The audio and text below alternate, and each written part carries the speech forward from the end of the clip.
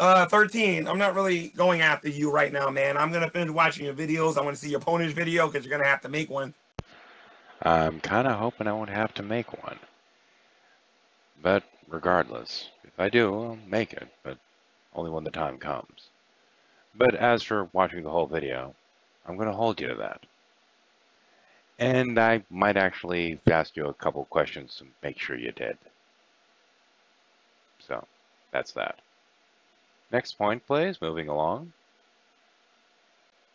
I appreciate your attempt at being Dr. Phil, dude, but you are wrong. I mean, you're right about how I am when you talk to me one-on-one. You're right about that. And you're right about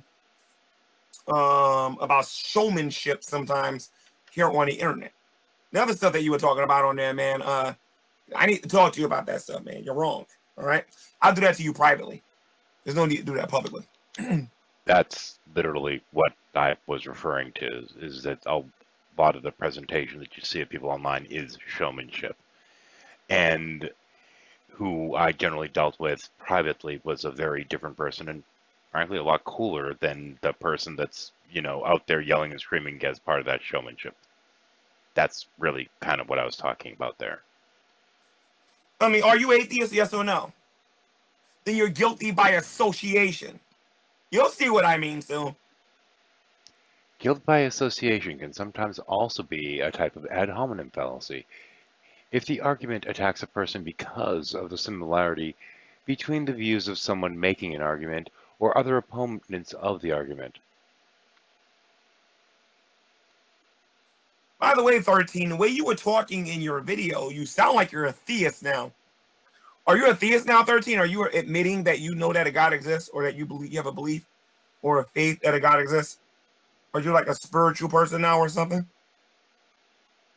He said he'd watched the first 15 minutes. I was pretty sure in that time period I'd actually referenced a little bit pertaining to my views, but I also did type it in the little text chat he had going on this particular video, so I'm just going to feature the part with him reading that.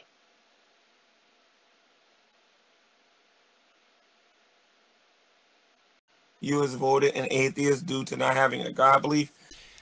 There are many which would claim to be gods, humans and spirits alike.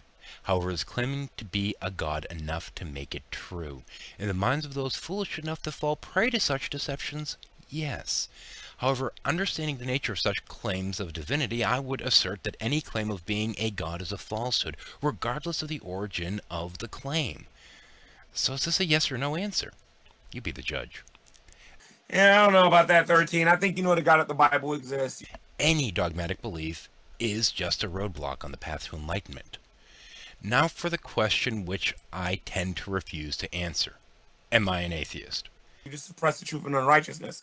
And I wish you would stop doing that, because you're going to meet him really soon if you don't repent, man. You need to come to Jesus.